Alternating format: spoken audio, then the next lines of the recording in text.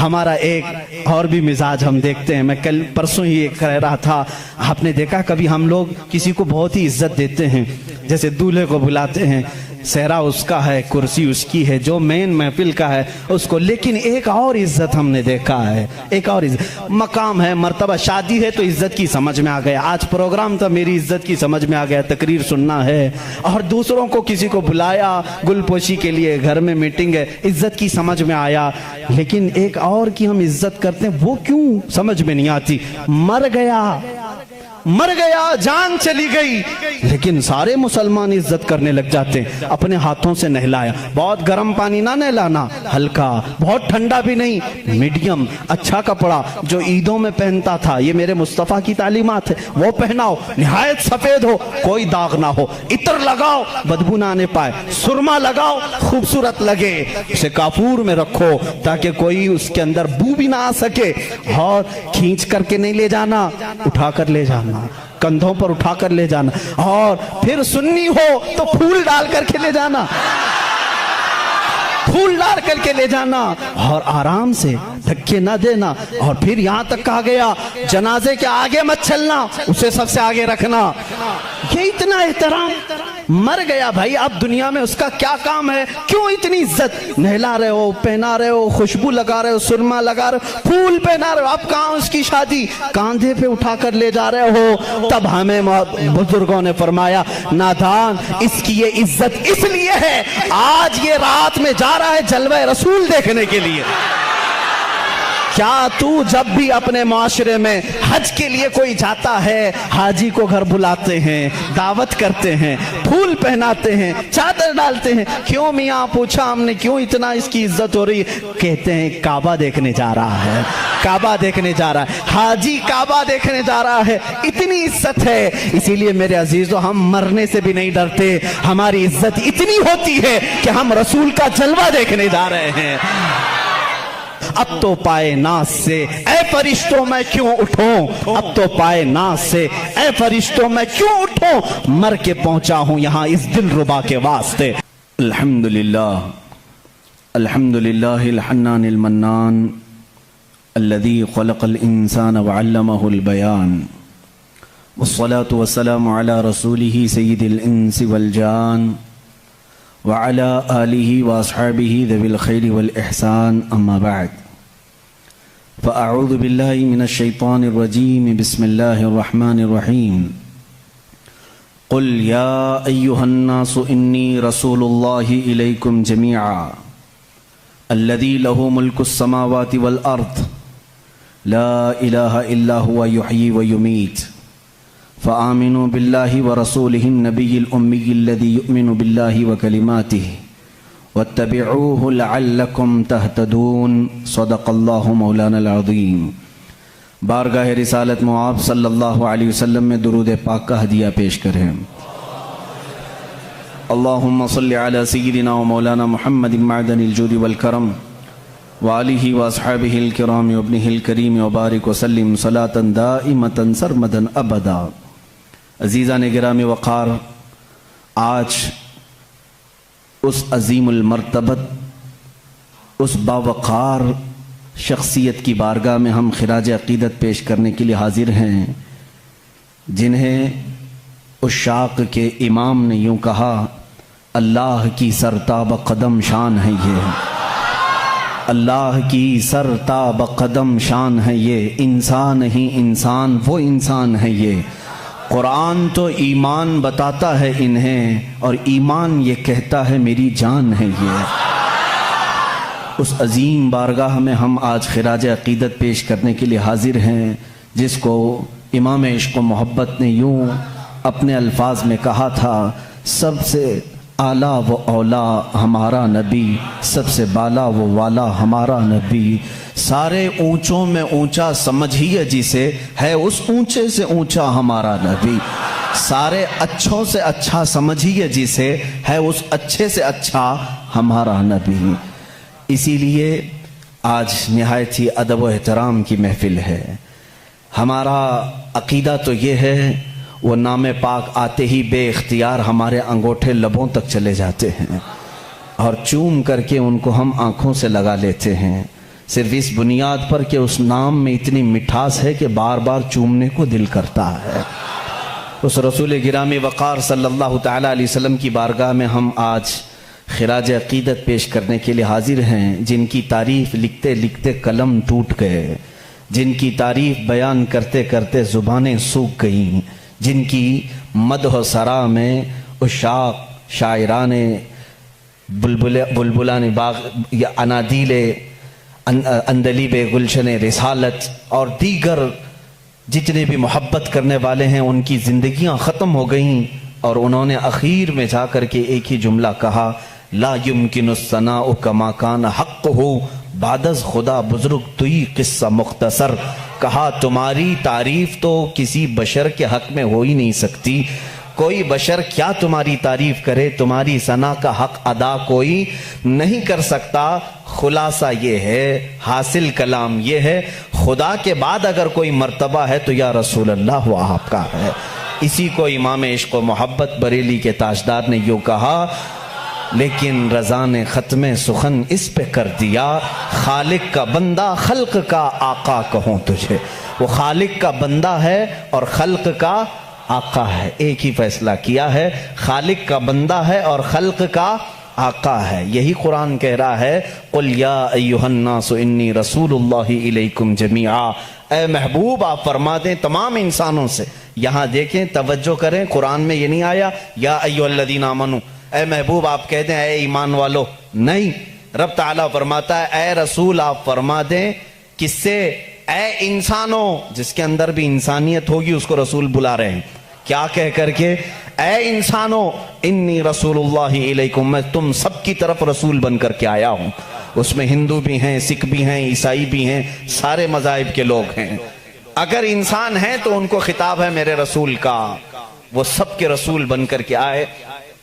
اسی کو عزیزان گرامی مداحان رسول نے یوں کہا ہے، لیکن رضا نے ختم سخن اس پہ کر دیا، خالق کا بندہ خلق کا آقا کہوں تجھے۔ اس لفظ پر توجہ رکھیں، وہ ہے خالق کا بندہ اور خلق کا آقا ہے۔ ایک جگہ پر اعلیٰ حضرت رضی اللہ تعالیٰ عنہ جا کر یوں ششدر رہ گئے، شش و پنج میں، یعنی اس کو ہم شش و پنج اس لیے میں کہہ رہا ہوں تفریح کے لیے آپ کے لیے، کہتے ہیں ایک اپنی نعت میں، ممکن میں یہ قدرت کہاں، واجب میں عبدیت کہاں، یعنی میں رسول کو خدا بھی نہیں کہہ سکتا اور عام بشر کہوں یہ بھی ان کے لیے مناسب نہیں، کیا کہوں؟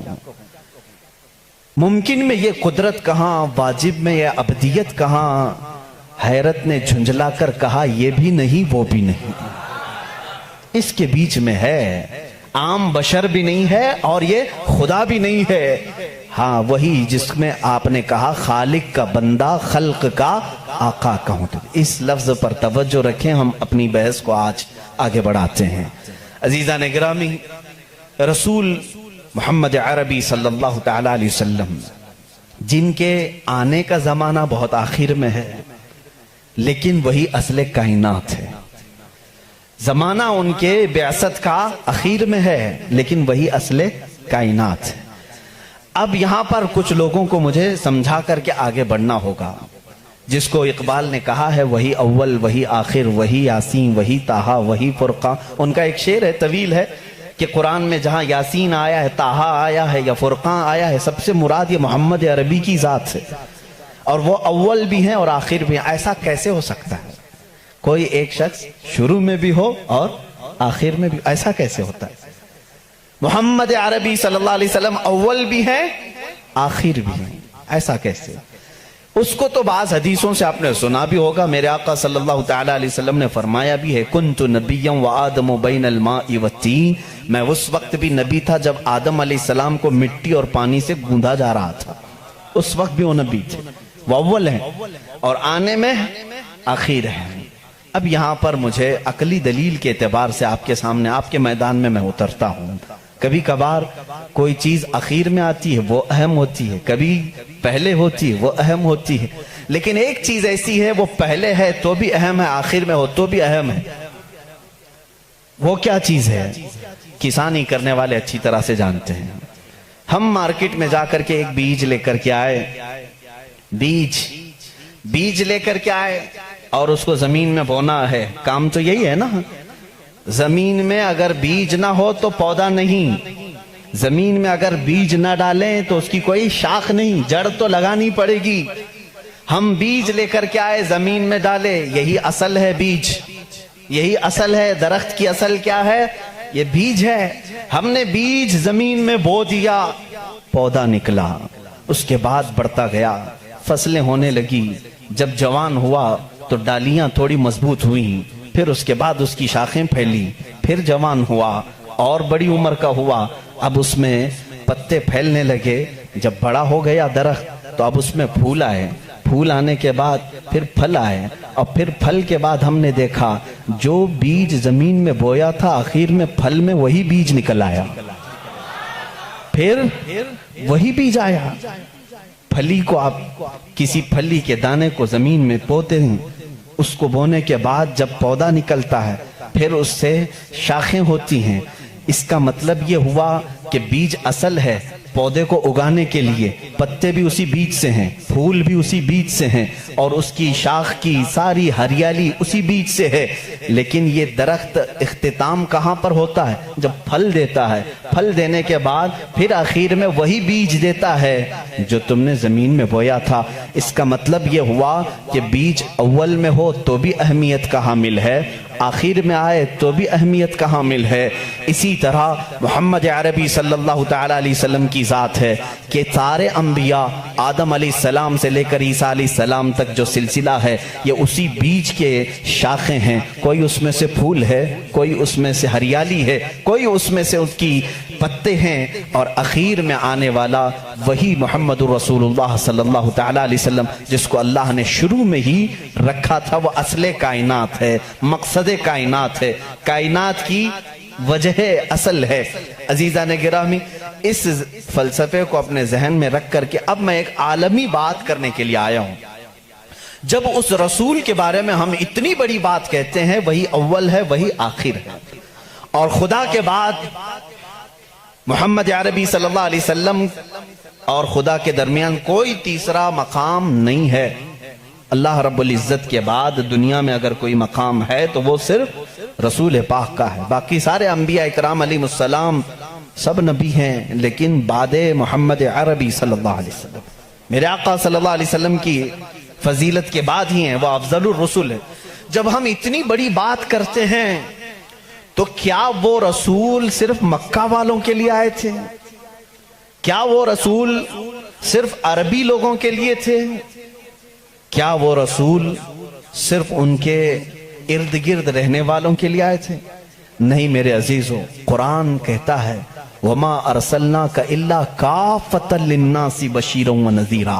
ऐ रसूल, हमने सारे इंसानों के लिए आपको बशीर और नज़ीर बनाकर भेजा है, सारे इंसानों के लिए, चाहे वह अमेरिका का रहने वाला हो, यूके का हो, अफ्रीका का हो, किसी भी जगह का हो, किसी भी जगह का हो। इंसान अगर है तो उस इंसान की तरफ मेरा नबी रसूल बनकर आया है। उस रसूल का आने का मकसद सिर्फ मक्का नहीं है, एक इलाका नहीं है, एक शहर नहीं, एक मुल्क नहीं, बल्कि वो आफाकी रसूल है। इससे पहले जितने भी रसूल आए उनको उनकी कौम का रसूल बनाकर भेजा गया था। वमा अरसलना मिन रसूलिन इल्ला बिलिसानी कौमिही। अल्लाह फरमाता है हमने जिस रसूल को भी भेजा है उनको अपनी कौम की जुबान के साथ भेजा, और एक खानदान के लिए भेजा, या कभी ऐसा हुआ कि एक मुल्क के लिए भेजा, एक गांव के लिए भेजा, लेकिन रसूल करीम सल्लल्लाहु तआला अलैहि वसल्लम की आमद पूरी कायनात के लिए, पूरी कायनात के लिए। अब इसमें एक्सेप्शन कुछ भी नहीं है। कायनात में आदम अलैहिस्सलाम भी आए और उनके बाद जितने नबी आए वो भी शामिल हुए, और क़यामत तक पैदा होने वाले जितने इंसान हैं वो सब शामिल हुए, सब इस कायनात में आए। अब कायनात में सिर्फ इंसानों के लिए ही वो रसूल नहीं आए, बल्कि मलाइका की जितनी लंबी फहरिस्त है उनके लिए भी वो रसूल है, और फिर अल्लाह रब्बुल इज्जत के जितनी मखलूकात हैं उन सब के लिए भी वो रसूल है। एक जात है इतनी तकमील पाई हुई, इतनी कामिल कि उसकी तारीफ बयान करते करते जुबानें सूख जाएंगी। میں اگر رسول کریم صلی اللہ تعالیٰ علیہ وسلم کی رسالت کس کس کے لیے ہے یہ ٹاپک لے کر چلوں شاید پتہ نہیں کتنے سالوں لگ جائیں. وہ تو پرندوں کے لیے بھی رسول ہیں, جانوروں کے لیے بھی رسول ہیں. پرندوں کے لیے کیسے رسول ہیں ایک الگ ٹاپک ہے, وہ جانوروں کے لیے کیسے رسول ہیں وہ الگ ٹاپک ہے, وہ جنات کے رسول ہیں ان میں کیا تبلیغ کریں گے ان کے لیے الگ رسول ہے, الگ ایک ٹاپک ہے. میرے عزیزو اتنا ہی نہیں, وہ نبیوں کے بھی رسول ہیں.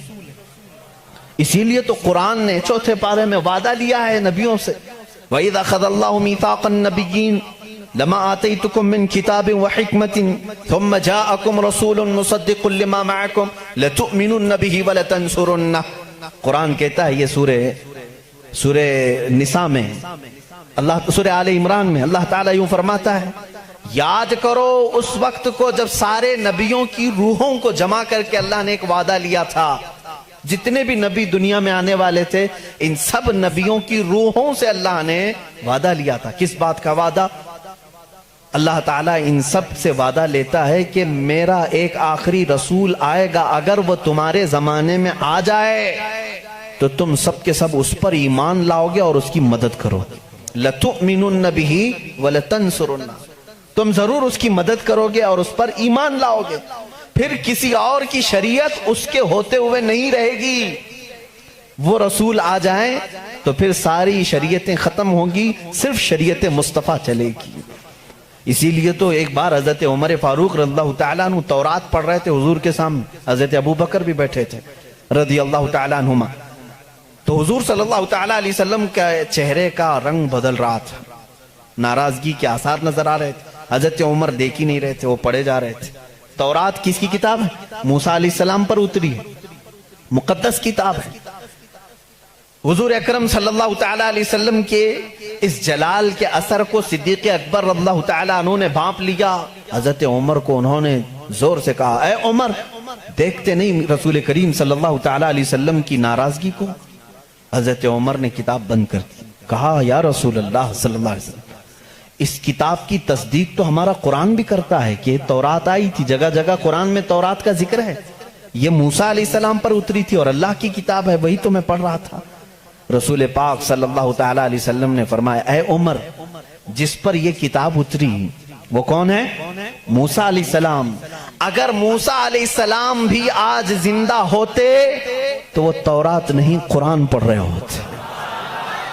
ان کے پاس اس بات کے علاوہ کوئی اور دوسری گنجائش نہیں تھی کہ وہ صرف اور صرف مجھ پر ایمان لائیں اور قرآن پر عمل کریں اگر وہ زندہ ہوتے.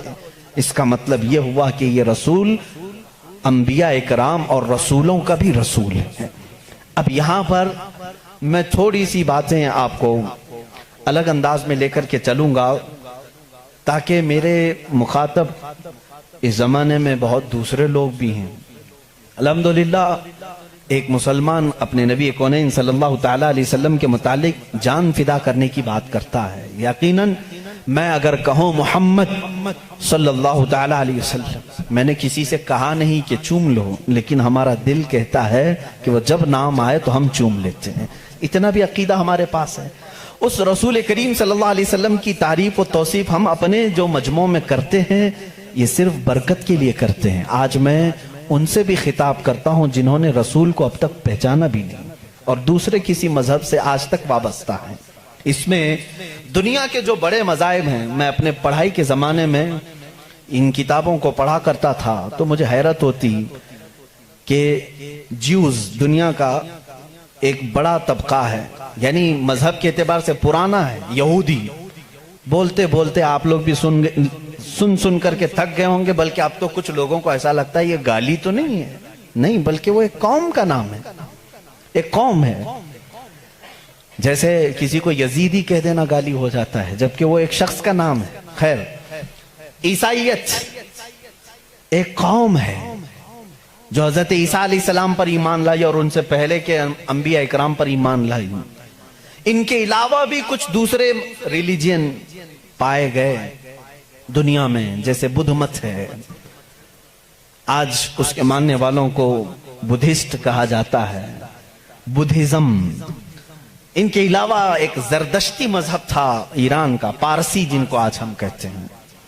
یہ پارسی مذہب بھی بڑا پرانا ہے، آگ کے پجاری تھے، یہ مجوسی تھے، اور ان کا بانی زردشت تھا۔ یہ دنیا کے بڑے مذاہب کا ذکر کر رہا ہوں، یہودیت، عیسائیت، بدھ مت، پارسی، اور اس کے علاوہ ایک اور بڑا مذہب ہندو مت ہے، جن کو آج ہم روزانہ دیکھ بھی رہے ہیں، اور ہم جس ملک میں ہیں یہاں وہ کثرت سے ہیں، ہندو مت۔ ان تمام مذاہب سے میں آج ثابت کروں گا کہ ان سب کی کتابوں میں میرے نبی کا ذکر آیا ہے، جس کے متعلق یہ خود آج تک پڑھ نہیں پاتے، یا پڑھ کر کے جان بوجھ کے چھپا لیتے ہیں۔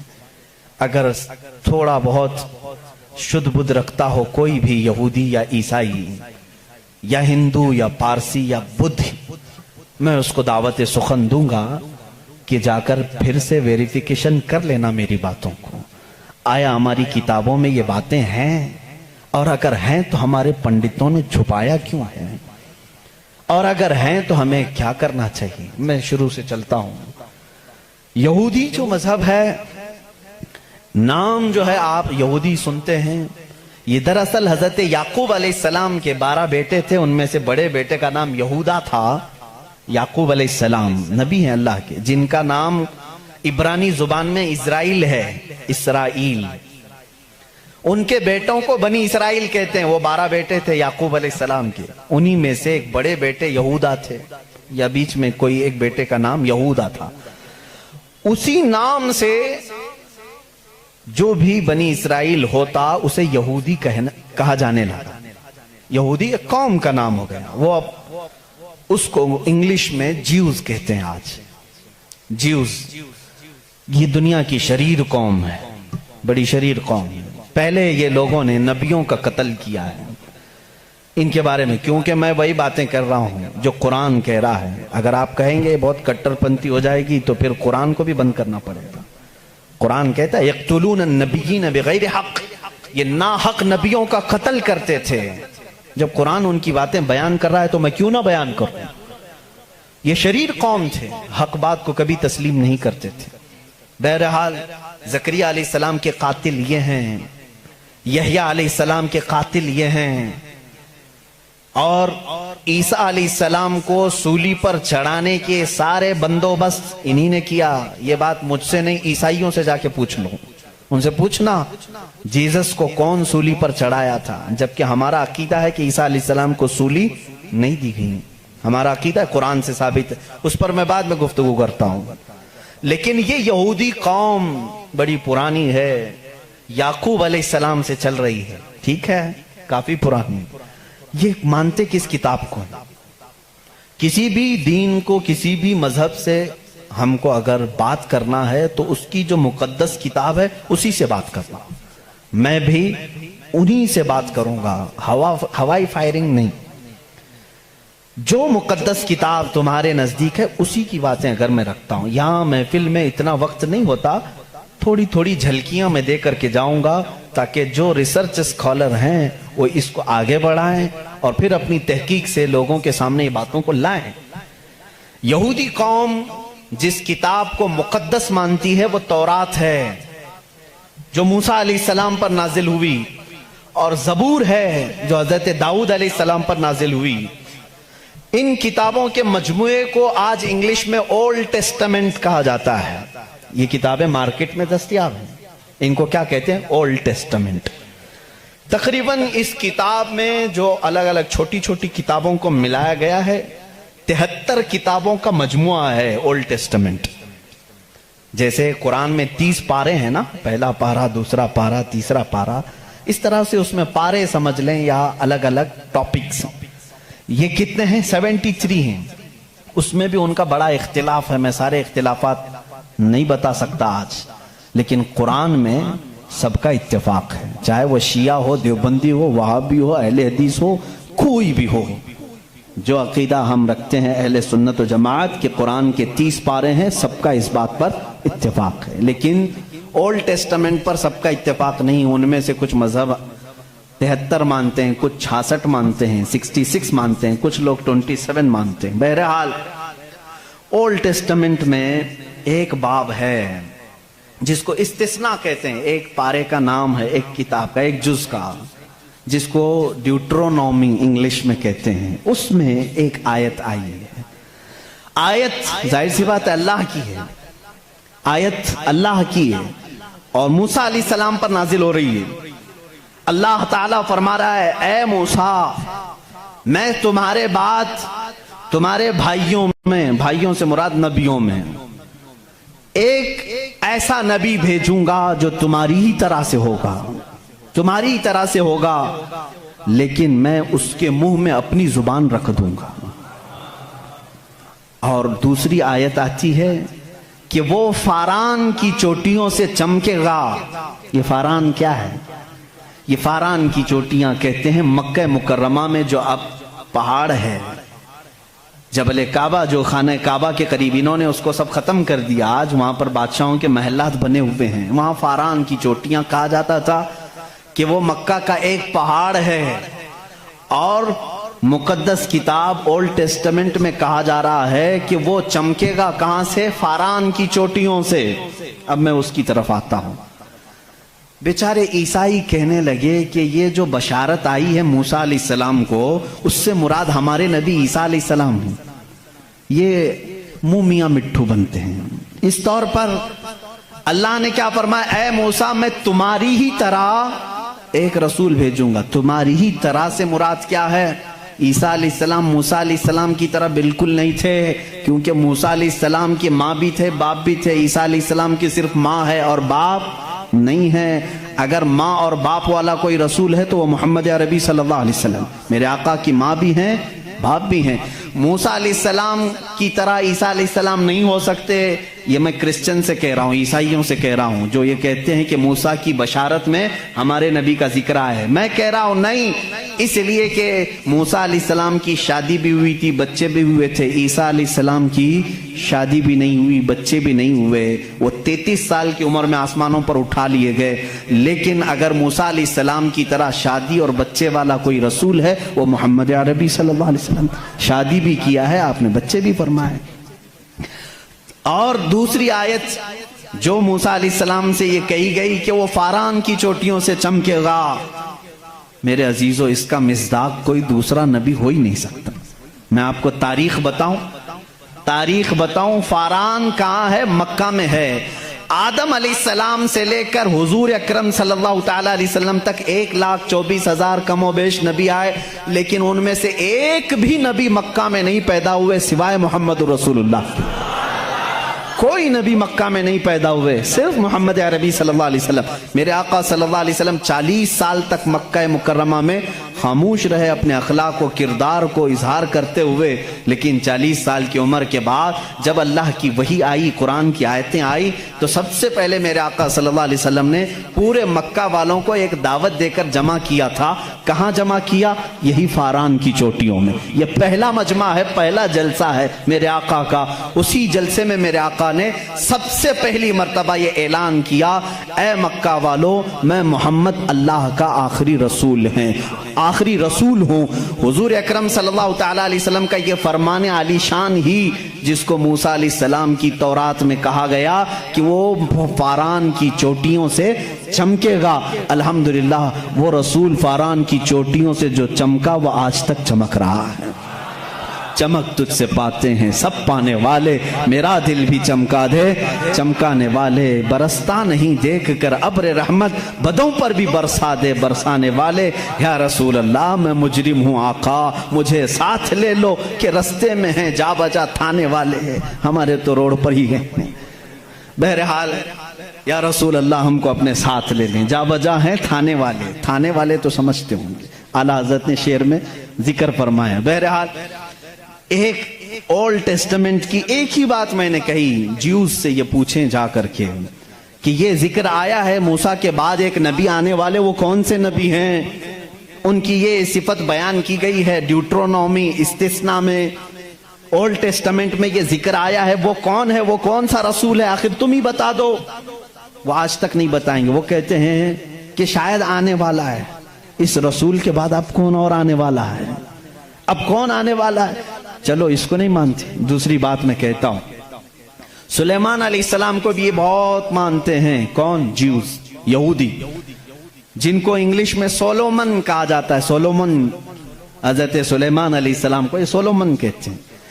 ایک کتاب یہودیوں کے پاس اور مقدس ہے، songs of Solomon. Songs of Solomon کا مطلب حضرت سلیمان علیہ السلام جو مناجات کرتے تھے اللہ کی بارگاہ میں، وہ اشعار ہوتے تھے عبرانی زبان کے. جیسے ہم کہتے ہیں یا الہی رحم فرما مصطفیٰ کے واسطے، یہ دعا ہے نا. سلیمان علیہ السلام اس طرح دعائیں جو کرتے تھے وہ سارے انہوں نے اس کو سانگس کہا ہے اور اس کو جمع کیا گیا ہے سانگس آف سولومن نام سے. اس میں تو شک کی گنجائش ہی نہیں، شک کی گنجائش ہی نہیں، کیونکہ حیرت اس بات کی ہوگی وہ عبرانی زبان جس کو آج ہیبرو کہتے ہیں، اسرائیل میں آج بھی بولی جاتی ہے. یہ اسرائیل جو دیکھ رہے ہیں نا آپ، جو ناسور ہے، کینسر کا پھوڑا ہے پورے دنیا کے بیچ میں، یہی اسرائیل کی بات میں کر رہا ہوں. یہ آج بھی جو بولی بولتے ہیں وہ ہیبرو ہے. ہیبرو اس کو عبرانی کہتے ہیں.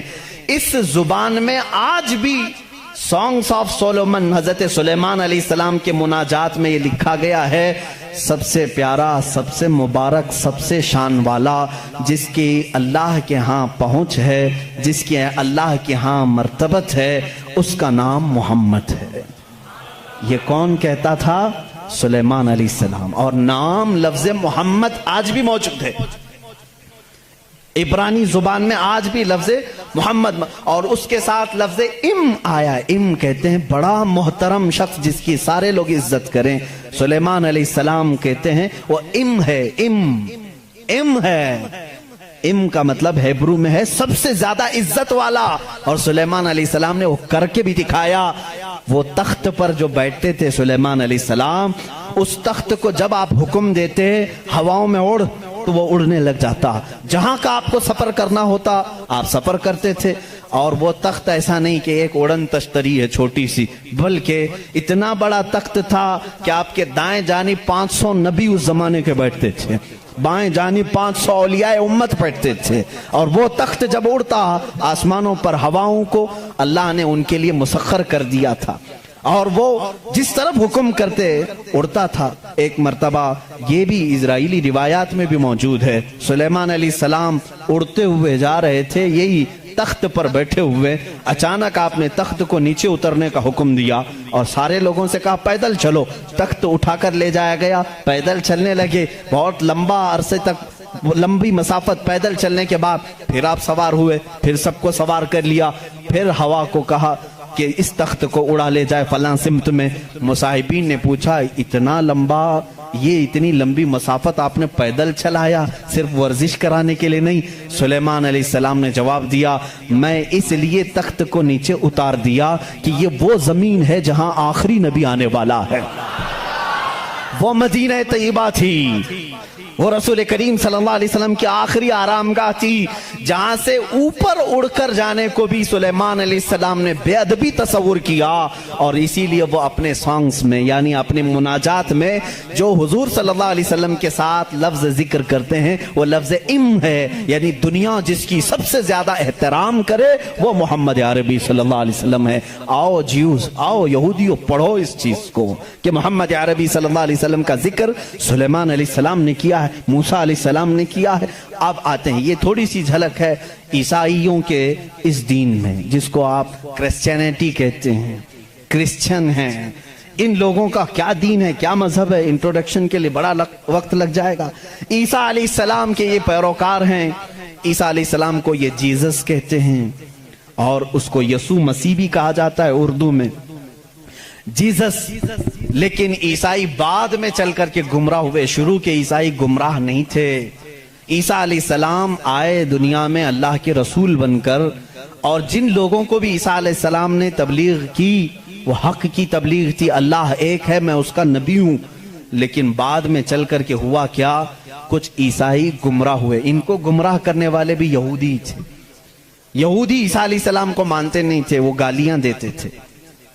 حضرت عیسیٰ علیہ السلام کے متعلق برے برے جملے کہتے تھے کیونکہ وہ بغیر باپ کے پیدا ہوئے، لیکن وہ اللہ کی مشیت تھی، حکم تھا. لیکن مریم، سیدہ بی بی مریم جن کو عذرا کہا گیا ہے، ان کو کسی مرد نے چھوا نہیں، کبھی زندگی میں چھوا نہیں، لیکن پھر بھی وہ حاملہ ہوئی، کسی مرد سے نہیں، کسی نے ان کو ٹچ نہیں کیا۔ اللہ رب العزت نے جبرائیل علیہ السلام کو صرف حکم دیا پھونک مارو، جبرائیل علیہ السلام نے پھونک دیا اور وہ حاملہ ہوئی۔ اسی لیے عیسیٰ علیہ السلام کو روح اللہ کہا جاتا ہے، روح اللہ کہا جاتا ہے، وہ اللہ کی نشانی ہے۔ لیکن بعد کے عیسائی گمراہ ہوئے، یہ کیا کہنے لگے، نہیں ان میں آ کر کے بھی انہوں نے ہی شرپسندی پھیلائی ہے یہودیوں نے، کہ نہیں عیسیٰ جو ہے وہ در حقیقت خدا کا بیٹا ہے، مریم خدا کی بیوی ہیں اور عیسیٰ بیٹے ہیں۔ اس لیے کچھ لوگ ٹرائنیٹی کے قائل ہو گئے، تثلیث جس کو کہتے ہیں، تین خداؤں کو ماننا، یہ عیسائیوں کے دین میں آ گیا، یہ تین خدا ماننے لگ گئے۔ ایک اللہ کو بھی مانتے ہیں، دوسرے روح مقدس کو بعض لوگ، اور بعض لوگ بی بی مریم کو خدا کہتے ہیں، تیسرے حضرت عیسیٰ علیہ السلام جیزس گاڈ کہتے ہیں، مریم کو میری کہتے ہیں، میری بھی گاڈ ہے، اور اللہ رب العزت کو یہ فادر کہتے ہیں، گاڈ فادر کہتے ہیں۔ بہت سارے مسلمان یہ جملہ یوز کرتے ہیں، وہ ہمارے گاڈ فادر ہیں، فلاں گاڈ فادر ہے، ہرگز نہ استعمال کریں۔ اللہ کو باپ کہنا اسلام میں جائز ہی نہیں، لم یلد ولم یولد، نہ اس سے کوئی پیدا ہوا نہ وہ کسی سے پیدا ہوا، ہمارا عقیدہ یہ۔ لیکن عیسائی بعد میں گمراہ ہوئے اور وہ تین خداؤں کا عقیدہ رکھنے لگ گئے۔ اب میں آ کر کے چلتا ہوں آگے، عیسائیوں کو اگر میں بتاؤں کہ تمہارے دین میں اصل بات کیا ہے جو عیسیٰ علیہ السلام کہہ گئے جو آج تم نہیں کر رہے ہو، وہ صرف یہی بات ہے۔ عیسیٰ علیہ السلام اپنے حواریین سے کہتے ہیں میں تمہیں ایک ضروری بات سناتا ہوں جس کو سننا ضروری ہے، اس کا حوالہ بھی میں دے دوں، یہ کہاں ہے، یہ بات کہاں ہے، کیونکہ میری باتوں کا ہو سکتا ہے ری ویریفیکیشن ہو، کراس ویریفیکیشن ہو، اور معلومات کرنے کے لیے میں آپ کو حوالہ دیتا ہوں، ریفرنس دیتا ہوں۔ عیسائیوں کی جو مقدس کتاب ہے اس کو نیو ٹیسٹمنٹ کہتے ہیں، بائبل بھی کہتے ہیں۔ اولڈ ٹیسٹمنٹ جو تورات ہے، نیو ٹیسٹمنٹ جو بائبل ہے، آپ سب کو یہ نالج ہونی چاہیے، معلومات ہو۔ عیسائیوں کی یہ مقدس کتاب بائبل یہ ایک نہیں ہے، یہ چار ہے، چار حصے ہیں اس کے، کیونکہ عیسیٰ علیہ السلام کے چار شاگردوں نے لکھا ہے۔ بائبل کے چار نسخے آج بھی مارکیٹ میں ہیں، بائبل متی کی جس کو میتھیو کہتے ہیں انگلش میں، بائبل لوکا کی جس کو لوکیو کہتے ہیں، بائبل مرقس کی جو عربی میں میں کہہ رہا ہوں اس کو مارکیوس کہتے ہیں، اور یوحنا کی جس کو جان کہتے ہیں، جیسے جان جوزف کہتے ہیں، جان ابراہیم کو ابراہم کہتے ہیں، یہ تمام وہی الفاظ ہیں جن کو انگلش میں تبدیل کر دیا گیا ہے۔ بات بہت سوکھی تو نہیں ہو رہی ہوں، آپ کے لیے یہ نالج کی ضرورت ہے، میں علم کے لیے یہ بات ضرور آج کرنا چاہتا ہوں۔ محمد ہمارے بڑی شان والے ہیں، میرے آقا صلی اللہ تعالیٰ علیہ وسلم کا تذکرہ آخر اللہ تعالیٰ پرانی کتابوں میں کیسے نہیں کرے گا، وہی اول ہیں وہی آخر ہیں، تو اول ہمیشہ سے وہ اس کا وجود دنیا میں رہے گا ہی رہے گا۔ تو بائبل کے یہ جو چار نسخے ہیں، اب ان چاروں نسخوں میں سے میں سب کی بات نہیں کروں گا، جو بائبل یوحنا کی ہے جس کو جان کہتے ہیں، جان جو بائبل ہے اس کے اندر یہ تحریر ہے، یہ آیت ہے جس میں عیسیٰ علیہ السلام کہہ رہے ہیں اے میرے حواریوں، اے میرے چاہنے والوں، میں تمہیں ایک وصیت کر کے جا رہا ہوں، وہ کرنا مجھے تمہارے لیے ضروری ہے کہ میرے بعد ایک رسول آئے گا جو تمہاری مدد کرے گا، لوگ مجھ پر الزام لگائیں گے وہ میری پاکی بیان کرے گا، لوگ میری ماں کو برا کہیں گے وہ میری ماں کو طاہرہ کہے گا، پاکیزہ کہے گا، اور میرے بعد ایک نبی آئے گا، تم سب اس کے انتظار میں رہنا اور اس کے انتظار میں رہنا اور اس کے تعاون میں رہنا۔ لوگوں نے پوچھا ہم اس کو کیسے پہچانیں، اس کو کیسے پہچانیں، وہ کہاں سے آئے گا، کیسے آئے گا؟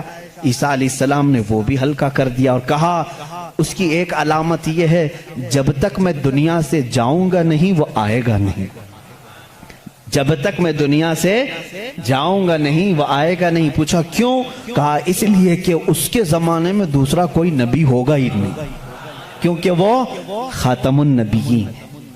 اللہ اللہ، ان عیسائیوں سے قادیانیوں کو سیکھنا چاہیے، ان کا عقیدہ تو یہ تھا، عیسیٰ علیہ السلام یہ اپنے حواریین سے کہہ رہے ہیں، جان بائبل کی کتاب، اس میں یہ تحریر موجود ہے، یہ عبارت موجود ہے، اور اس میں لوگوں نے پوچھا ہم اس کو کیسے پہچانیں، کیا ہیں اس کی نشانیاں کیا ہیں؟ تو ایک یونانی ورڈ ہے، آج بھی بائبل میں ہے، پیریکلیٹوس نام سے، انگلش میں اس کو پیریکلیٹوس کہتے ہیں۔ یہ لفظ آج بھی کتابوں میں موجود ہے، آج بھی ہے، اور ان ظالموں نے اس کا ترجمہ الگ الگ کیا۔ عیسیٰ علیہ السلام نے کہا تھا کہ وہ پیریکلیٹوس ہوگا، تم اس کو پہچانو گے، تو اس کا ترجمہ یہ لوگ کرتے ہیں وہ ایسا ہوگا ویسا ہوگا، بلکہ حقیقت میں یہ یونانی ورڈ کا ترجمہ ہوتا ہے نہایت ہی رحم دل، بلکہ ہر انسان کے لیے وہ رحمت ہوگا، ہر انسان کے لیے رحمت ہوگا، بلکہ اس کے ترجمے میں پیریکلیٹوس کے ترجمے میں کہا گیا ہے جو جانوروں سے بھی اچھا سلوک کرے، جو کائنات کی ہر چیز سے اچھا سلوک کرے، اسے پیریکلیٹوس کہا جاتا ہے۔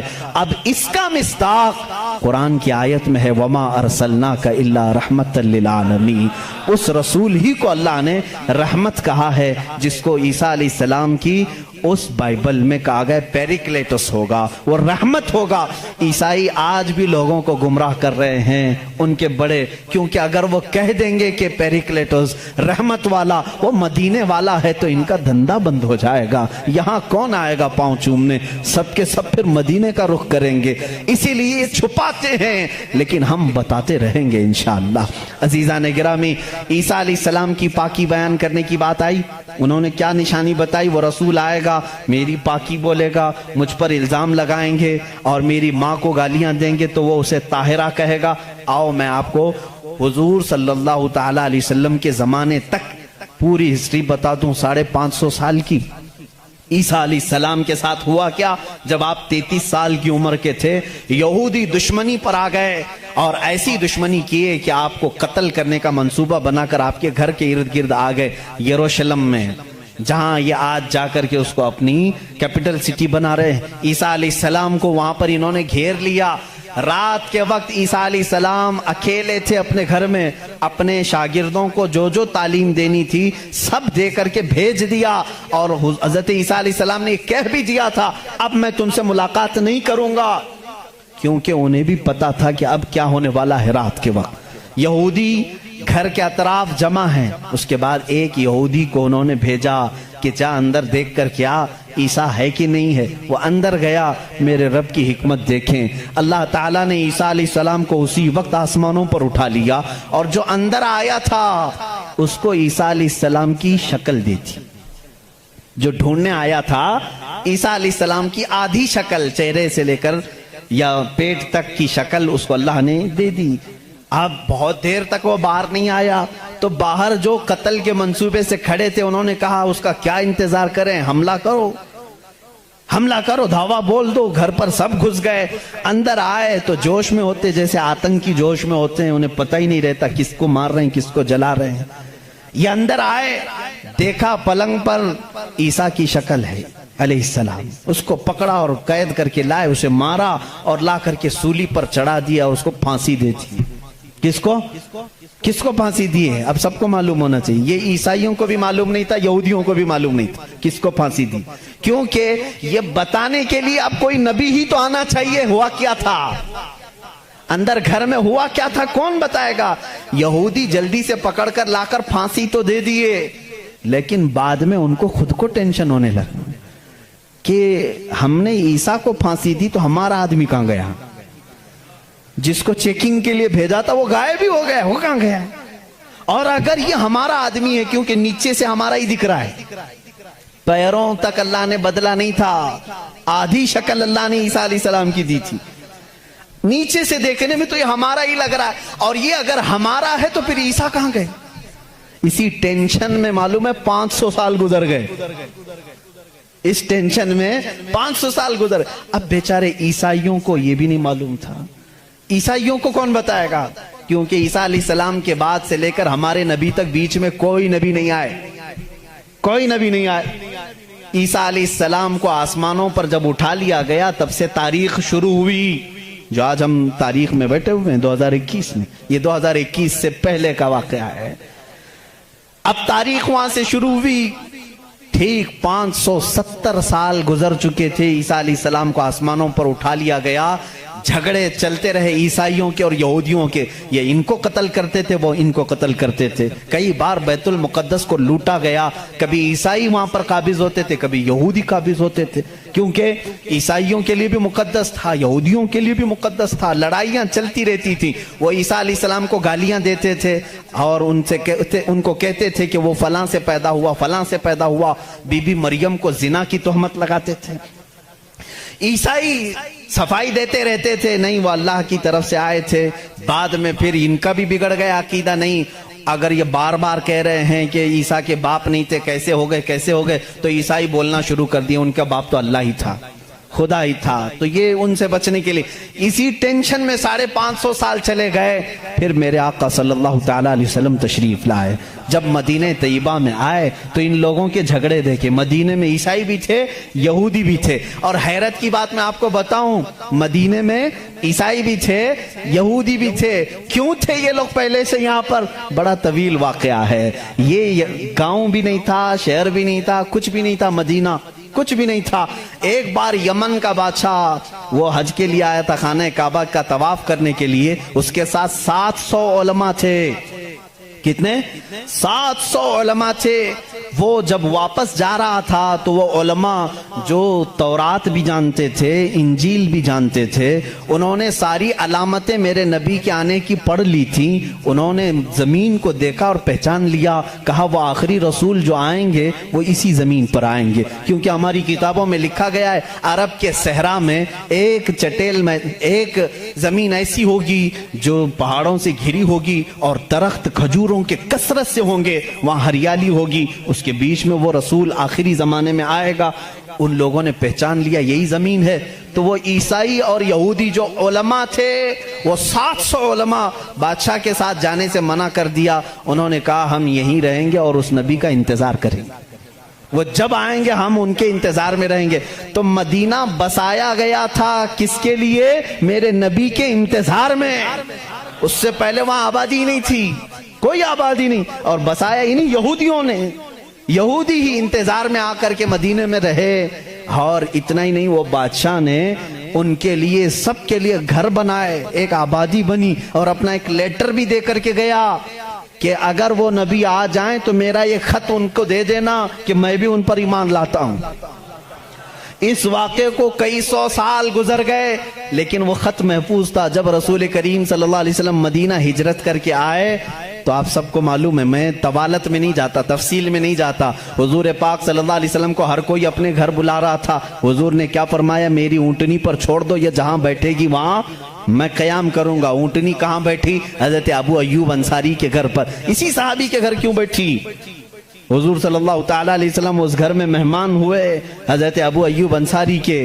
روایت یہ ملتی ہے کہ دوسرے ہی دن ابو ایوب کے پاس، انصاری رضی اللہ تعالیٰ عنہ کے پاس، وہ لیٹر موجود تھا جو بادشاہ نے دیا تھا، وہ خط موجود تھا جو کئی سو سال پہلے بادشاہ دے کر گیا تھا، وہ ان کی اولادوں میں چلتا آ رہا تھا، اور وہ حضرت ایوب علیہ السلام، ابو ایوب انصاری رضی اللہ تعالیٰ عنہ کے تک پہنچا، اور وہ حضور صلی اللہ تعالیٰ علیہ وسلم کی خدمت میں پہنچا۔ میرے عزیزو، ان عیسائیوں نے اور یہودیوں نے مدینہ بھی بسایا میرے نبی کے انتظار میں، لیکن جب وہ رسول حقیقت میں آ گئے تو انہوں نے کیا کیا؟ ایمان لانے سے انکار کر دیا، نہیں مانے، کیونکہ اس وقت دھندا زوروں پر تھا۔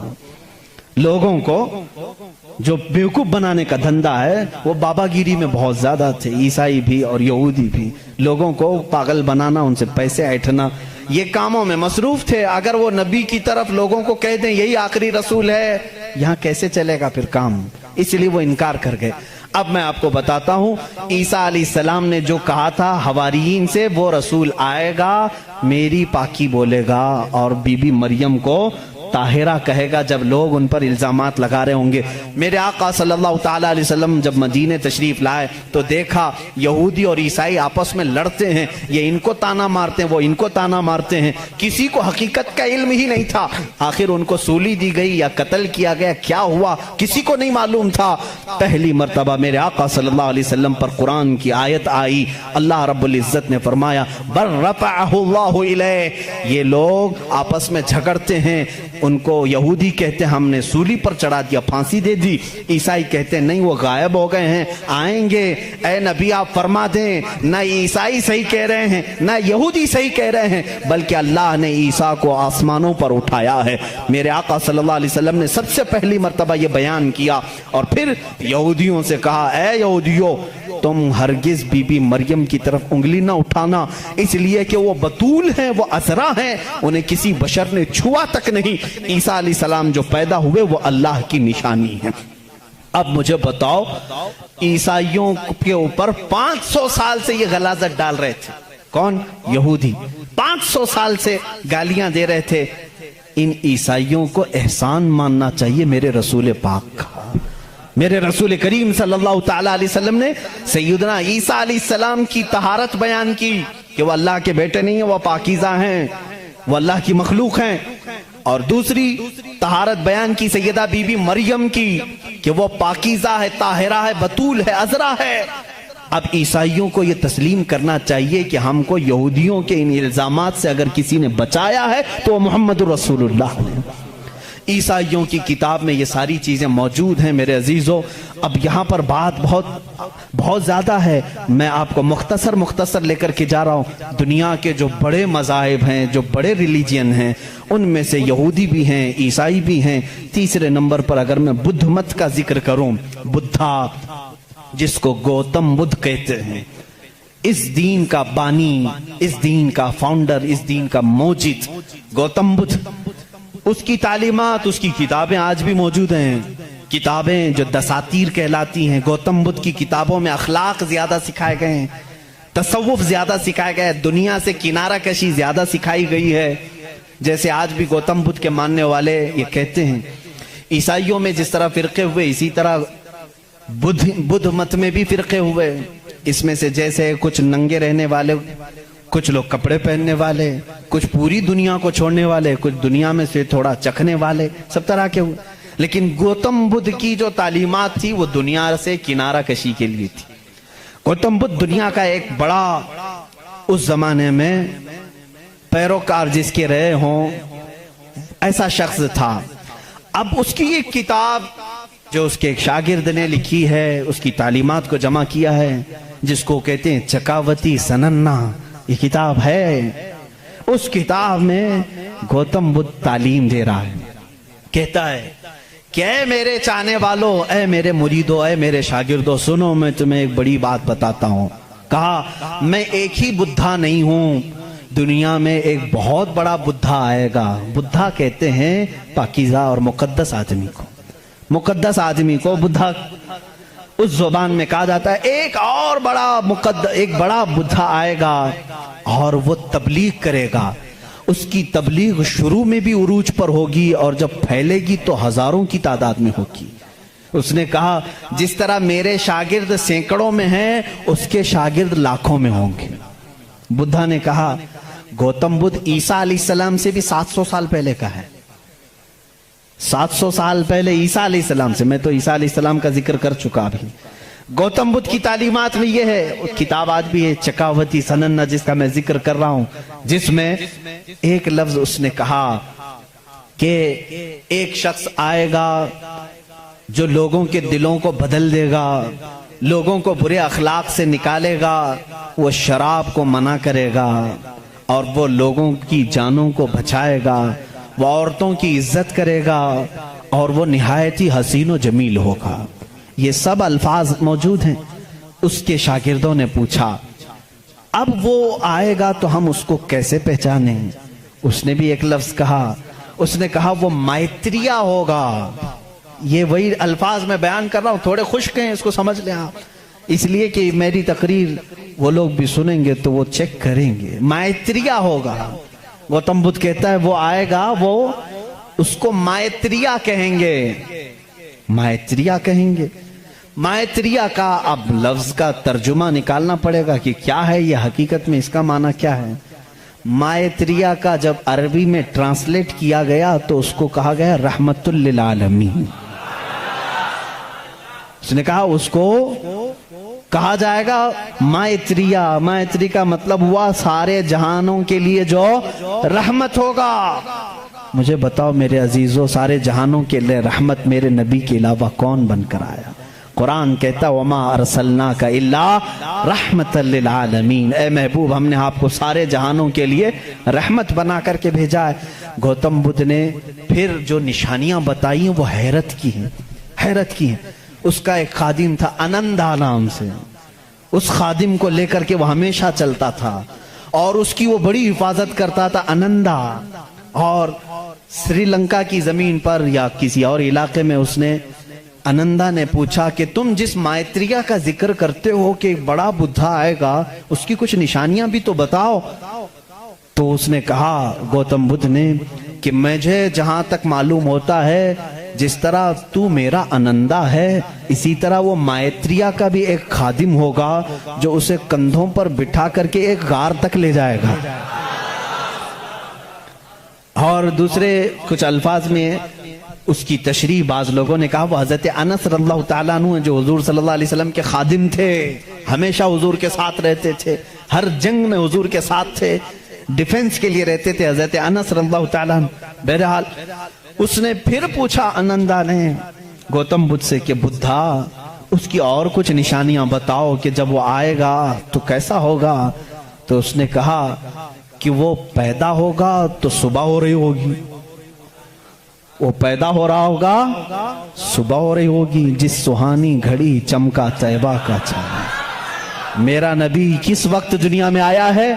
صبح صادق کے وقت ہے، جب صبح سورج ابھی طلوع نہیں ہوتا، جو نماز فجر کا وقت ہو رہا ہوتا ہے، اسی صبح صادق میں میرے آقا کی جلوہ گری ہوئی ہے۔ یہ ان کی کتابوں سے۔ میں پہلے اب یہاں پر ایک بات اس کو واضح کر دوں، سپشٹ کر دوں اس چیز کو ان کی زبان میں، کہ ہمیں ہماری نبی کو پہچاننے کے لیے کسی دوسرے دین کی ضرورت نہیں۔ میں اپنے نبی کو رحمت للعالمین تسلیم کرتا ہوں، میرا قرآن کہہ رہا ہے بس مجھے کافی ہے۔ میں تو تم سے کہہ رہا ہوں، ان لوگوں سے جس کو تم مقدس مانتے ہو، چلو ہم انہی کو اٹھا کر تمہیں بتائیں۔ ظاہر سی بات ہے الفضل لما شہید بہ الاعداء، عربی میں کہا جاتا ہے فضیلت تو اس کی ہے جس کی دشمن بھی گواہی دیتے ہیں۔ اب بدھا یہ کہتا ہے، گوتم بدھ یہ کہتا ہے کہ وہ بدھا آئے گا تو وقت صبح کا ہو رہا ہوگا۔ پھر کہا اس نے کہ اس کی ایک اور علامت میں تمہیں بتاؤں کہ اس کو بہت بڑی بصیرت ملے گی، بہت بڑی بصیرت، نالج اس کے پاس بہت بڑا آئے گا، اتنا بڑا آئے گا کہ وہ اس نالج سے پوری دنیا کو دیکھے گا، اتنا نالج اس کے پاس۔ میں اس کو بصیرت کو نالج کہہ رہا ہوں، اتنی فہم اتنی ادراک اس کو ملے گی۔ یہ گوتم بدھ کہہ رہا ہے اپنے خادم سے انندا سے کہ اتنی نالج اس کو ملے گی کہ اس سے وہ پوری دنیا کو دیکھے گا اور اسی سے وہ پوری دنیا کے نظام کو چلانے کی بات کرے گا۔ لیکن اس کی علامت یہ کہ یہ ہوگی کہ وہ جو نالج، وہ جو بصیرت اس کو ملے گی اس بدھا کو، وہ رات کے وقت ملے گی۔ وہ کب ملے گی؟ رات کے وقت ملے گی۔ میں یہ کہتا ہوں جس بصیرت کا وہ ذکر کر رہا تھا میرے مصطفیٰ کے لیے، وہ قرآن پاک ہے اور وہ نازل ہوا ہے۔ قرآن خود کہتا ہے انا انزلناہ فی لیلۃ القدر، ہم نے قرآن کو نازل کیا ہے۔ کب نازل کیا ہے؟ لیلۃ القدر میں، رات کے وقت نازل کیا ہے۔ گوتم بدھ کہہ رہا ہے اسے ایک بصیرت ملے گی، بہت بڑی نالج ملے گی اور وہ رات کے وقت ملے گی اور وہ رات بہت چمکدار ہوگی۔ وہی تو ہمارا قرآن کہہ رہا ہے لیلۃ القدر خیر من الف شہر، اس رات کو تم کیا جانو، وہ ایک رات 1000 مہینوں سے بہتر ہے۔ رات کے وقت بصیرت ملی۔ تیسری اور ایک اس نے علامت بتائی، اس کے خادموں نے بہت پوچھا، انہوں نے پوچھا اچھا کیا، باقی بدھوں کے لیے پوچھا، اور اس نے کہا کہ اس کی ایک اور علامت تم دیکھو کہ وہ مائتریہ جو ہے، وہ جو سب سے بڑا بدھا ہوگا، وہ جب دنیا سے جا رہا ہوگا تو وہ بھی رات کا وقت ہوگا، دنیا سے جا رہا ہوگا وہ بھی رات کا وقت ہوگا، لیکن اس کے چلے جانے کے بعد کوئی اس جیسا بدھا قیامت باقی کبھی نہیں آئے گا، کبھی نہیں آئے گا، اور اس رات اندھیرا ہوگا۔ یہ سب اس نے، یہ چکاوتی سننا جو کتاب میں بتا رہا ہوں اس میں اور کچھ دساتیر ہیں، اس میں یہ باتیں بیان کی گئیں۔ اب میں آپ کو بتاؤں وفات رسول کے متعلق، میرے آقا صلی اللہ تعالیٰ علیہ وسلم جس وقت دنیا سے رخصت ہو رہے تھے، ماں عائشہ صدیقہ رضی اللہ تعالیٰ عنہا اس کی گواہ ہیں، وہ پیر کا دن تھا، شام ہو چکی تھی، رات کا وقت تھا، بعض روایات میں ہے رسول کریم صلی اللہ تعالی علیہ وسلم اس وقت نزع کی عالم میں تھے، حضرت عائشہ صدیقہ کے زانوں پر سر رکھ کر آرام فرما تھے، اور اچانک دروازے پر دستک ہوئی اور حضور اکرم صلی اللہ علیہ وسلم نے فرمایا اجازت ہے اندر آ جاؤ۔ حضرت عائشہ نے کہا کون ہے جو اندر آ رہا ہے، اس حالت میں آپ کی تکلیف ہے ابھی؟ رسول کریم صلی اللہ علیہ وسلم نے فرمایا عائشہ یہ وہ آیا ہے جو کسی کے پاس جانے کے لیے کبھی اجازت نہیں مانگتا، وہ ملک الموت، صرف میرے پاس آنے کے لیے وہ اجازت مانگ رہا ہے، اور آج کے بعد پھر کسی کے پاس جانے کے لیے اجازت نہیں مانگے گا۔ میں نے اجازت دے دی، ملک الموت آئے، رسول کریم صلی اللہ تعالی علیہ وسلم کی روح پاک کو نکالا، رب اعلیٰ کے پاس لے گئے۔ یہ حضور کی وفات کے آخری اوقات، وہ بڑے غمگین ہیں، میں پھر جذبات میں ڈوب جاؤں گا۔ حضور اکرم صلی اللہ تعالی علیہ وسلم جب وفات پائے، حضرت عائشہ صدیقہ رضی اللہ تعالیٰ عنہا کو خبر ہی نہیں تھی اس چیز کی، وہ باتیں کرتے ہوئے مصروف تھی۔ حضور اکرم صلی اللہ تعالی علیہ وسلم کے ساتھ باتیں کرنے میں وہ مصروف تھیں۔ اچانک صدیق اکبر رضی اللہ تعالیٰ عنہ حجرے میں داخل ہوئے، اندھیرا تھا۔ حضور اکرم صلی اللہ علیہ وسلم کے جسم اقدس کے پاس جیسی آئے، حضرت صدیق اکبر نے محسوس کر لیا کہ اللہ کے آخری رسول اب دنیا سے پردہ فرما چکے، آپ اپنے آنسوؤں کو ضبط نہ کر سکے، آپ نے انا للہ پڑھا اور سیدھے میرے آقا کے ماتھے کو بوسہ دیا، اور اس کے بعد روتی ہوئی آنکھوں سے صدیق اکبر نے کہا واللہ لن یجمع الموتین، اللہ کی قسم اب اللہ تعالیٰ دوسری موت کبھی آپ پر نہیں لائے گا۔ ایک موت آنی تھی وہ آ گئی، اے رسول اب دوسری موت کبھی نہیں آئے گی۔ حضرت عائشہ نے یہ سن کر کے فوراً استعجاب کا اظہار کیا۔ وہ کہتی ہیں اس وقت تک انہیں احساس نہیں ہوتا کہ یہ آقا رسول کریم صلی اللہ تعالی علیہ وسلم دنیا سے پردہ کر چکے ہیں۔ حضرت عائشہ کو انہوں نے اٹھایا، میرے آقا صلی اللہ تعالی علیہ وسلم کے جسم ناز کو جب انہوں نے سلایا، جانتے ہو یہ وہ رات تھی۔ حضرت عائشہ کہتی ہیں میرے حجرے میں حضور کا یہ آخری دن تھا، لیکن سوئے اتفاق کہ اس رات میرے گھر میں چراغ جلانے کے لیے تیل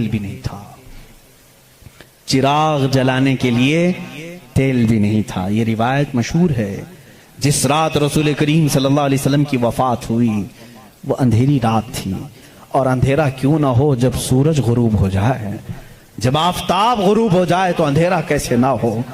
لیکن میرے عزیزوں اس بات کو میں یہاں بتانا چاہتا ہوں، بدھزم میں یہ بات بتائی گئی، گوتم بدھ نے یہ خود کہا کہ وہ مائتریہ آئے گا تو روشن ہوگا، جب وہ جا رہا ہوگا تو نہایت ہی اندھیرا ہوگا، روشنی نہیں ہوگی، لیکن اس کا چہرہ چمک رہا ہوگا۔ عزیزان گرامی مجھے بتاؤ جتنی علامتیں اس نے بتائی ہیں یہ میرے نبی کے علاوہ کس کی ذات میں پائی جاتی ہیں؟ اور بھی دیگر مذاہب ہیں دنیا کے، وقت نکل گیا۔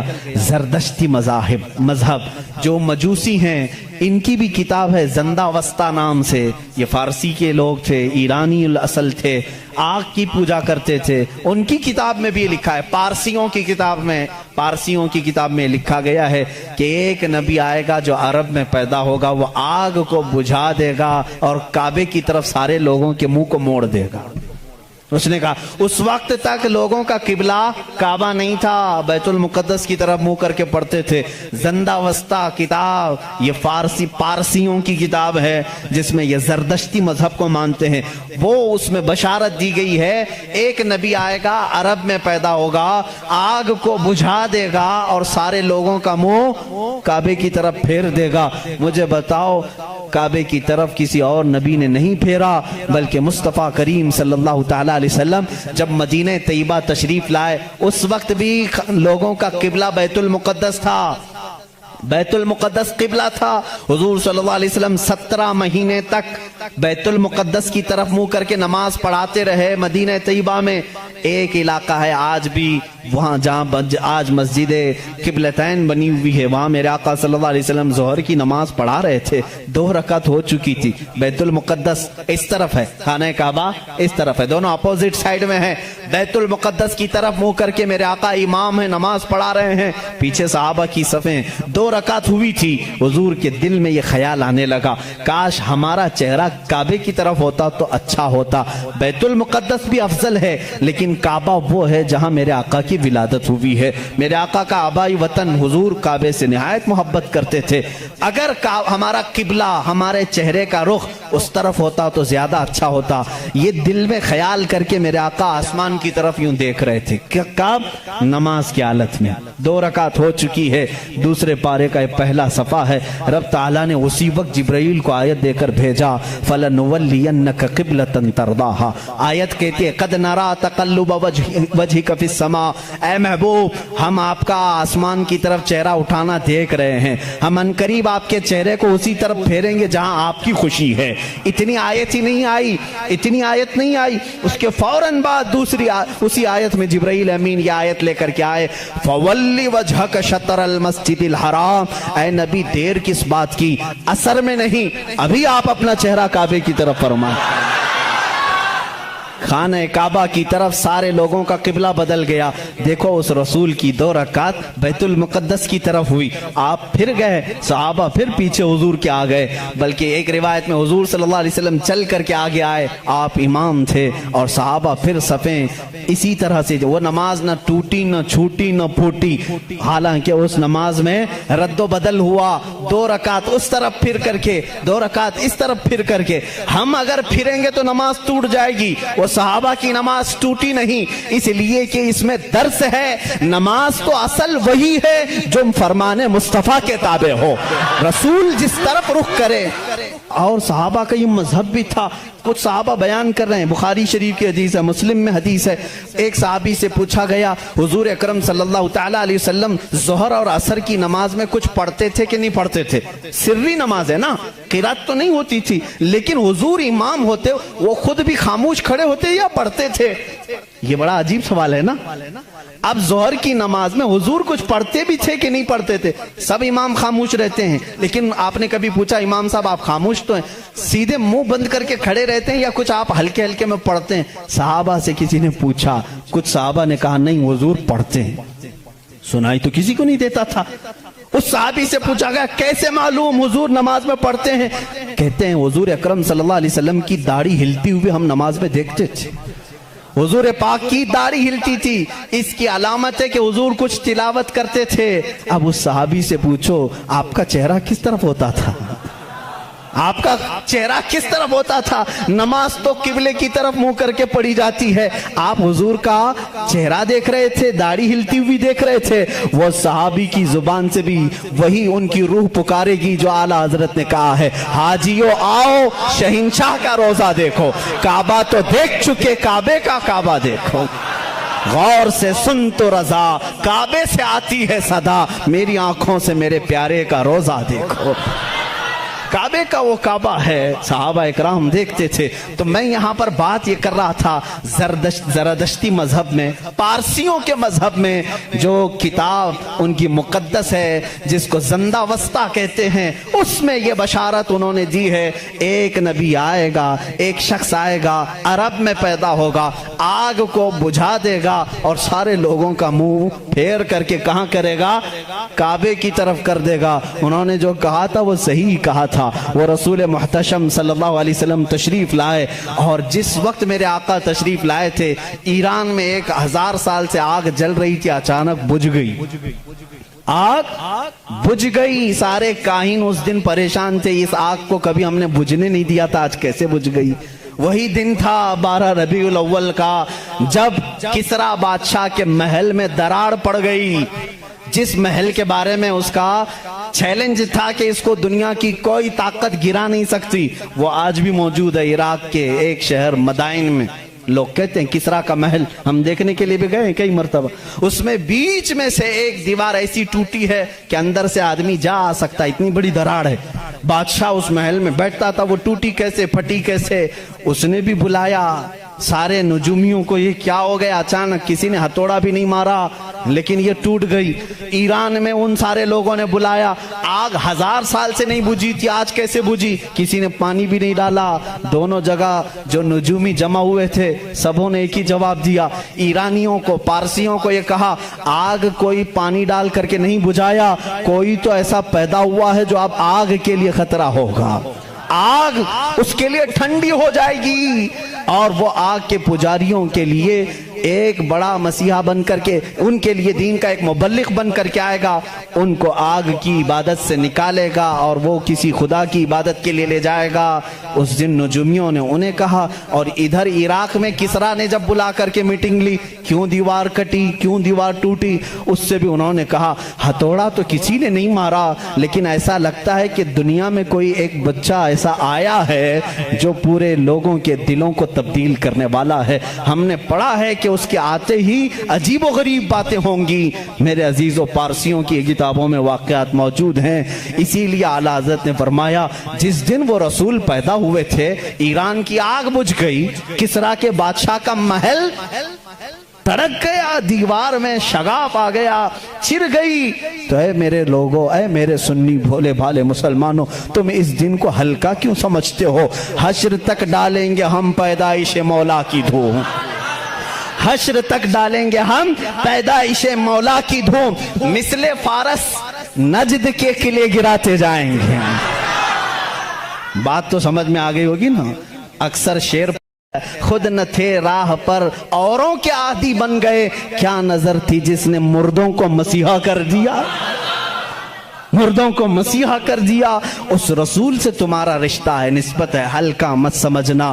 اب میں سمجھتا ہوں جس نوجوان کے اندر یہ فیلنگ آتی ہے پتہ نہیں دنیا مجھے کیا کہے گی، میں داڑھی رکھوں گا، میں ٹوپی پہنوں گا تو کیا سمجھے گی، ایسا نہ سمجھو۔ اگر داڑھی عیب ہوتی تو کائنات کے سب سے حسین چہرے پر داڑھی کبھی نہیں آتی۔ دو جملے آج میری تقریر سے لے کر کے جاؤ، دنیا میں سب سے زیادہ حسین کس کو سمجھتے ہو؟ کس کو سمجھتے ہو؟ اور سمارٹ اور ہینڈسم کے لیے داڑھی چھلانا تم کیسے سوچتے ہو؟ داڑھی چھلانے کو ہینڈسم بننا اور سمارٹ یہ ہو ہی نہیں سکتا۔ اگر یہ عیب ہوتا تو سب سے حسین چہرے پر کبھی آتی ہی نہیں، آتی ہی نہیں۔ دنیا کے سب سے حسین چہرے پر داڑھی تھی، اور دنیا کی سب سے مقدس عورت فاطمہ کے سر پر دوپٹہ تھا۔ یہ دو جملے آج میرے کافی ہیں، دو جملے میرے کافی ہیں۔ اگر سب سے زیادہ عزت والی ہونے کے لیے کوئی عورت دوپٹہ کھینچ کر کے ننگے بال گھومتی ہے تو بیوقوف ہے، اس لیے کہ کائنات کی سب سے محترم خاتون جس کے لیے قیامت میں بھی اعلان ہوگا، اے لوگوں اپنی آنکھیں نیچی کرو، فاطمہ بنت محمد جنت کی طرف جا رہی ہیں۔ اس خاتون کو جو عزت ملی ہے اس کے سر پر جب دوپٹہ ہے تو پھر دوپٹہ کمتری کی علامت نہیں ہو سکتا۔ جس کے سر پر دوپٹہ ہے وہ عالی شان ہے، جس کے چہرے پر داڑھی ہے وہ عالی شان ہے، اس لیے کہ میرے رسول کا وہ غلام ہے۔ جب قبر میں جائے گا، کچھ ہو یا نہ ہو، شکل دیکھ کر کے تو فرشتے یہ کہیں گے صورت یہ لے کر کے آیا ہے جیسے مدینے والے کی تھی، میرے آقا صلی اللہ علیہ وسلم کی تھی۔ اب میں آخری کہتے یہاں آ گیا، ظاہر سی بات ہے آپ کی گرمی مجھے بھی ٹھنڈا نہیں کر پاتی، حالانکہ ان لوگوں نے آج کرسی پہ بٹھایا ہے، کھڑے ہونے کے بعد الگ مسئلہ ہوتا ہے۔ بہرحال آخری اب میں حقیقت میں کر دوں، ہمارا ایک اور بھی مزاج ہم دیکھتے ہیں۔ میں کل پرسوں ہی ایک کہہ رہا تھا، آپ نے دیکھا کبھی ہم لوگ کسی کو بہت ہی عزت دیتے ہیں، جیسے دولہے کو بلاتے ہیں، صحرا اس کا ہے، کرسی اس کی ہے، جو مین محفل کا ہے اس کو، لیکن ایک اور عزت ہم نے دیکھا ہے، ایک اور عزت، مقام ہے، مرتبہ، شادی ہے تو عزت کی سمجھ میں آ گیا، آج پروگرام تھا میری عزت کی سمجھ میں آ گیا، تقریر سننا ہے، اور دوسروں کو کسی کو بلایا گل پوشی کے لیے، گھر میں میٹنگ ہے، عزت کی سمجھ میں آیا، لیکن ایک اور کی ہم عزت کرتے ہیں وہ کیوں سمجھ میں نہیں آتی۔ مر گیا मर गया, जान चली गई, लेकिन सारे मुसलमान इज्जत करने लग जाते हैं। अपने हाथों से नहलाया, बहुत गर्म पानी ना नहलाना, हल्का, बहुत ठंडा भी नहीं, मीडियम, अच्छा कपड़ा जो ईदों में पहनता था, ये मेरे मुस्तफा की तालीमात है, वो पहनाओ, निहायत सफेद हो, कोई दाग ना हो, इत्र लगाओ, बदबू ना आने पाए, सुरमा लगाओ, खूबसूरत लगे, उसे काफूर में रखो ताकि कोई उसके अंदर बू भी ना आ सके, और खींच करके नहीं ले जाना, उठा कर ले जाना, कंधों पर उठा कर ले जाना, और फिर सुन्नी हो तो फूल डाल करके ले जाना, फूल डाल करके ले जाना, और आराम से धक्के ना देना, और फिर यहां तक कहा गया जनाजे के आगे मत चलना, उसे सबसे आगे रखना। ये इतना एहतराम, मर गया भाई, अब दुनिया में उसका क्या काम है, क्यों इतनी इज्जत, नहला रहे हो, पहना रहे हो, खुशबू लगा रहे हो, सुरमा लगा रहे हो, फूल पहना रहे हो, अब कहां उसकी शादी, कांधे पे उठा कर ले जा रहे हो। तब हमें बुजुर्गों ने फरमाया, नादान, इसकी ये इज्जत इसलिए है, आज ये रात में जा रहा है जलवा रसूल देखने के लिए।